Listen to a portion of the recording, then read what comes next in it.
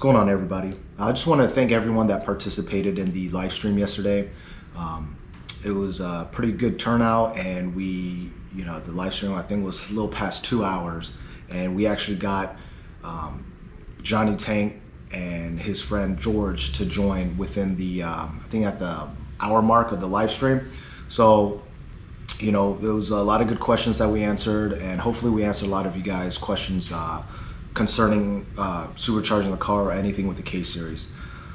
Hopefully we could do this more often. Right now we're probably doing it once every couple weeks, and we'll start announcing it more. Before we're just like doing live streams and just telling, maybe announce it like just on a post in the thread, hey, we might do a live stream. But hopefully we could get continue this and as we grow. So one of the interesting, before I go there, I do planning on uploading the live stream on my channel. I'm gonna cut up the live stream, so all the, I guess, talking points that were very informative, I'll probably just chop those up and upload just those parts and get rid of all like the side talking, just to give you guys, hey, because I know sometimes people watch live streams, they watch it back, they just want to know like, where the good parts are at. So I'll probably planning on doing that. Hopefully I could upload it later this week. So one of the topics that came up was, can I still modify my K series with high mileage, supercharging it?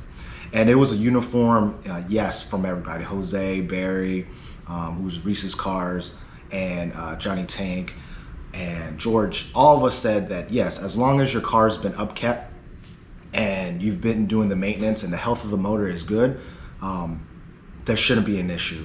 These motors are very reliable. They could handle boost. Johnny Tank's car had like 160,000 miles. The internals were fine. He did eventually have a defect in the casting of the block, so he was leaking coolant. But other than that, the internals were fine. I think he's pushing well into the mid 20 PSI on the 1900 supercharger kit, and he had no issues. So I actually did a video not too long ago.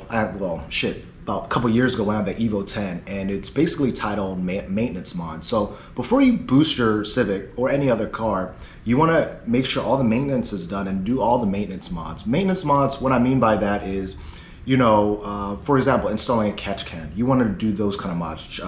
Check your spark plugs, make sure all your fluids are changed. And before you supercharge your cars, make sure you do the leak down test. Make sure you do a compression test.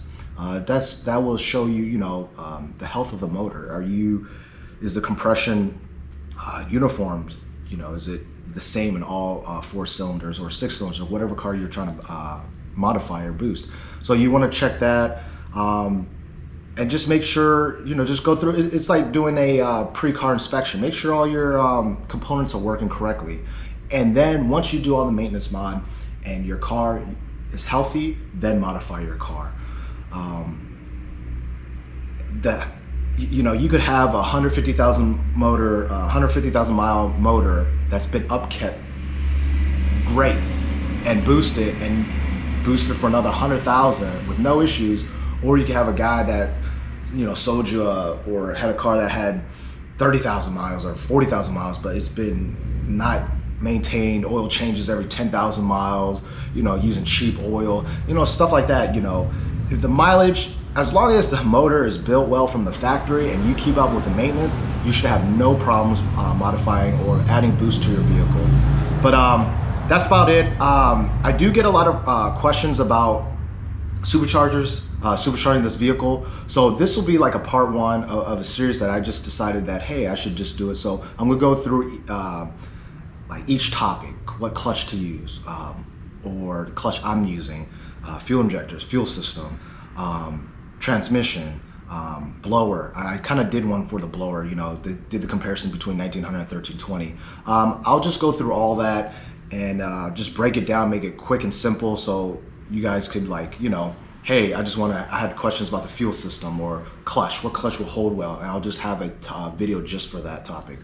So that's about it, and keep this short. Again, thank you for everyone that participated in the live stream. Hopefully I could get some runs here shortly. I haven't had any runs set up. I know a lot of you guys are waiting for that. And hopefully, man, I get a couple runs. I'm really excited about it. I love this car. It's real fun to drive. I got a couple more mods that I'm going to do to it, but power-wise, I'm actually pretty happy with it right now. So, until next time, guys.